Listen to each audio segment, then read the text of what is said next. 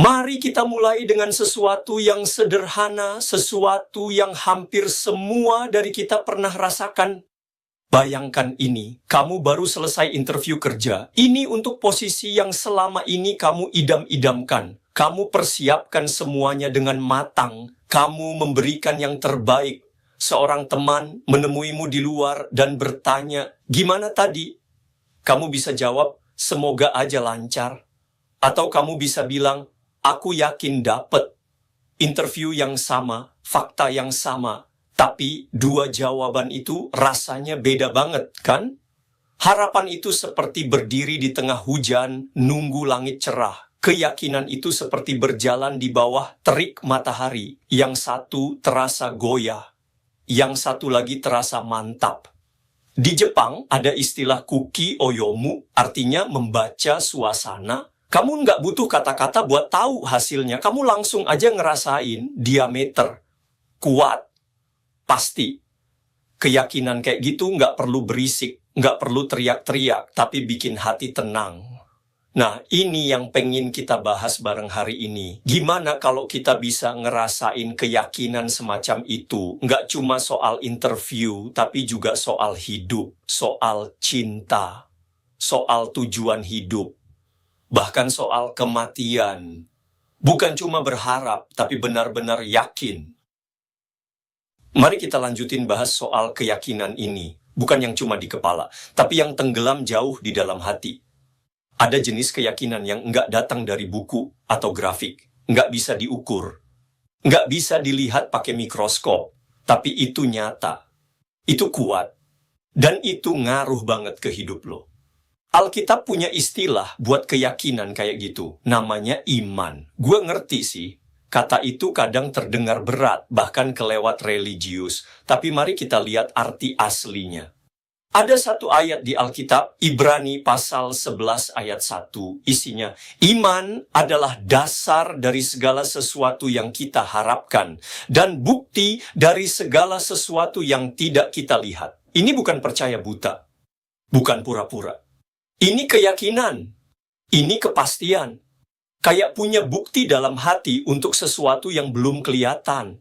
Coba ingat soal sains. Ilmuwan percaya sama teori sebelum lihat hasil akhirnya. Mereka ikuti polanya. Mereka percaya sama prosesnya. Iman bekerja kayak gitu. Bukan nggak masuk akal. Cuma lebih dalam dari yang kelihatan aja. Bayangkan lu berdiri di stasiun kereta. Keretanya belum kelihatan, tapi lu bisa rasakan relnya bergetar. Lu dengar suaranya datang. Itulah iman. Dan nggak cuman buat urusan agama doang, kita pakai ini dalam cinta, dalam mimpi, dalam hidup. Gimana kalau keyakinan kayak gitu bisa bantu kita jawab pertanyaan besar? Bukan cuman apa semuanya akan baik-baik aja, tapi apa tujuan gua di sini? Mari kita bahas sesuatu yang familiar, sesuatu yang pernah kita rasakan, meski susah diungkapin pakai kata-kata. Pernah nggak ketemu orang dan langsung tahu kalau dia bisa dipercaya tanpa ngobrol panjang? Tanpa bukti-bukti, cuma ada perasaan tenang, orang ini aman. Atau mungkin waktu masuk ke suatu ruangan dan langsung ngerasa ada yang nggak beres, nggak ada yang ngomong apa-apa, tapi hati lo berbisik, ada yang salah. Keyakinan kayak gitu nggak datang dari logika, itu datang dari tempat yang lebih dalam, dari hati. Di Jepang ada istilahnya kokoro no chie, artinya kebijaksanaan hati, kayak yang dipakai sama master sushi. Dia nggak pakai takaran, dia ngerasain, dia tahu pas nasinya udah pas banget. Kayak yang dirasain pengusaha berpengalaman. Sebelum angka-angkanya kelar, dia udah ngerasa deal ini bakal jalan. Ini bukan nebak-nebak, ini kepercayaan. Iman itu kayak gitu. Bukan cuma percaya karena disuruh orang, bukan cuma berharap, tapi benar-benar tahu lo nggak sendirian, tahu lo dicintai, kayak pelukan yang punya arti, lo nggak butuh bukti, lo langsung ngerasain aja. Mungkin lo juga pernah ngerasain itu, desakan halus di hati, bisikan pelan. Sekarang, mari kita bicara soal maaf, bukan konsepnya doang. Tapi momen saat itu benar-benar terjadi. Mungkin ada orang yang pernah menyakitimu dalam ngekhianati kepercayaanmu, bikin lo merasa kecil, tinggalin luka. Lama banget denger namanya aja bikin dadamu sesak, tenggorokan serasa dicekik. Emosi langsung meluap. Lo bilang ke diri sendiri buat move on, tapi nggak bisa. Terus suatu hari ada yang sebut namanya. Dan biasa aja, nggak sesek, nggak emosi, cuman hening. Lo berhenti sebentar.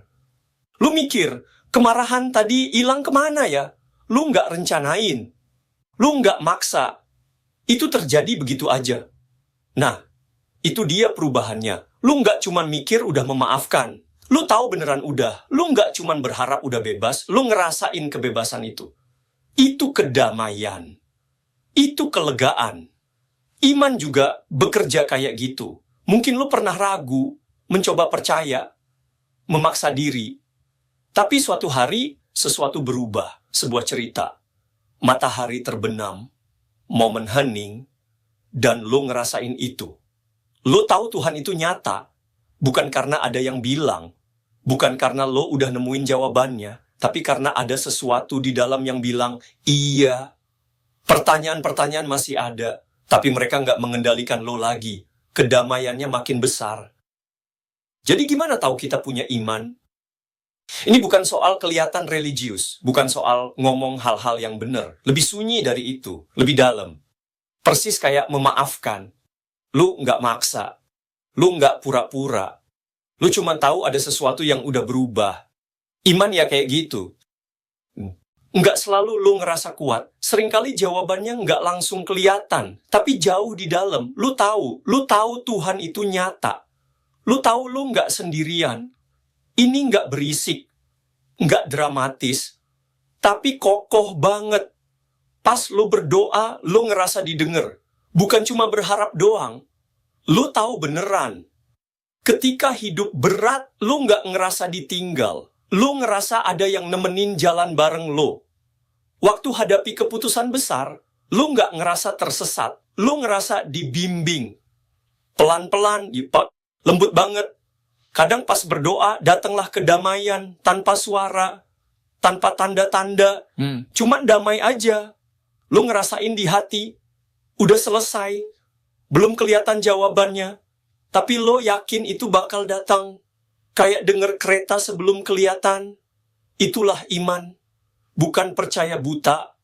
Bukan percaya kosong. Tapi penuh bukti yang sunyi. Mungkin sekarang lo lagi ngerasain itu. Mari kita terus jalan. Iman sering dimulai dari bisikan halus. Dan bisikan kecil itu bisa ubah segalanya. Wow. Sekarang mari kita lihat dari kacamata Jepang sebentar. Di Jepang ada kekuatan sunyi dalam hal-hal yang tak terlihat. Seperti angin yang menggerakkan bambu. Kita nggak lihat anginnya. Tapi kita rasakan. Kita tahu itu ada. Begitulah iman bekerja. Ada yang nanya, ini kan cuma positive thinking? Gue ngerti kok, positive thinking berusaha keras tetap optimis. Tapi iman bukan soal usaha, bukan sesuatu yang lu ulang-ulang ke diri sendiri. Iman itu lebih kayak tarikan napas dalam, datang dengan sendirinya. Seperti maaf, lu nggak rencanain. Tiba-tiba udah ada aja. Alkitab bilang iman datang dari pendengaran. Dari dengar firman Tuhan. Itu di Roma 10:17. Ini bukan sulap. Bukan trik, iman tumbuh ketika kebenaran menyentuh sesuatu di dalam hati. Dan lu bilang, iya, ini nyata. Lalu, bagaimana dengan keraguan? Bahkan orang yang dikasihi pun kadang merasa tak dicintai. Perasaan bisa berubah. Iman tetap kayak akar pohon. Tak terlihat, tapi menopang segalanya dengan kokoh. Iman bukan khayalan. Khayalan menjauhkan kita dari realita. Iman mendekatkan, membantu kita melewati sakit dengan damai, dengan kasih. Iman hidup dalam keheningan.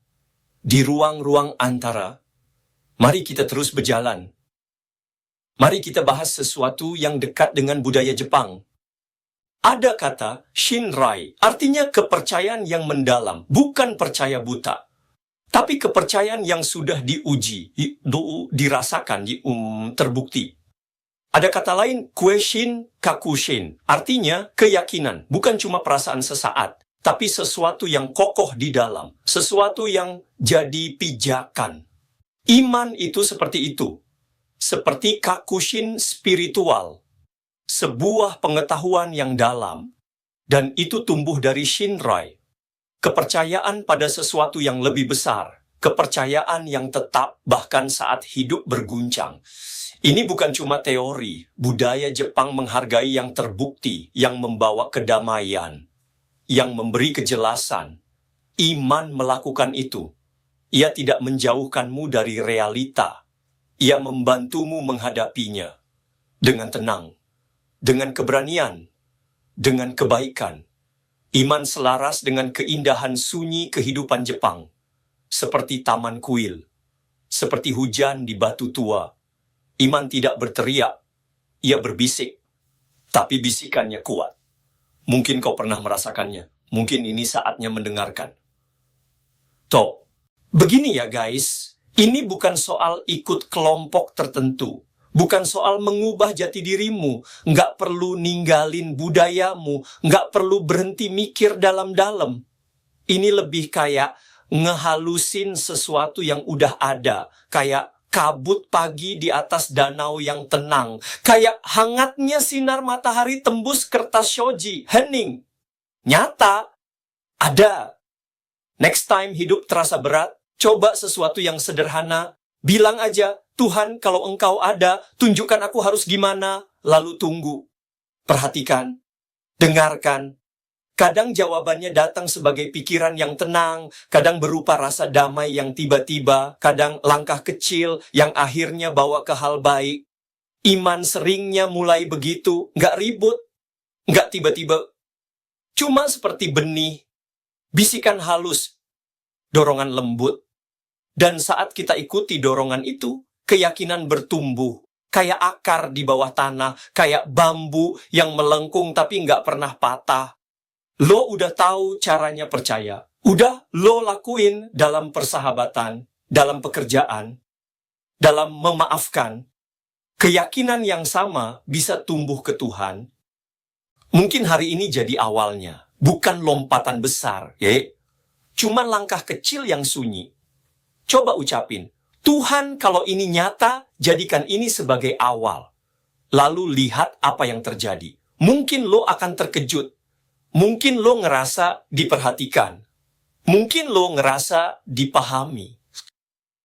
Beberapa orang menganggap Tuhan seperti teman yang bijaksana dan penuh perhatian yang berjalan bersama mereka dalam kehidupan. Mungkin Anda juga ingin bertemu dengannya. Jika ya, mari kita berdoa bersama.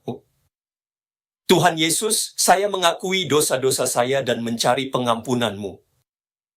Saya berpaling dari dosa-dosa saya dan mengundang Engkau masuk ke dalam hati dan hidup saya. Saya ingin percaya dan mengikut Engkau sebagai Tuhan dan Juru Selamat saya. Tolonglah saya untuk memahami kasih dan anugerah-Mu. Saya membutuhkan bimbingan untuk benar-benar mengubah hati saya dan memperbaharui pikiran saya. Bimbinglah saya untuk menyelaraskan tindakan saya dengan kehendak dan tujuan-Mu dalam hidup saya. Dalam nama Yesus. Amin.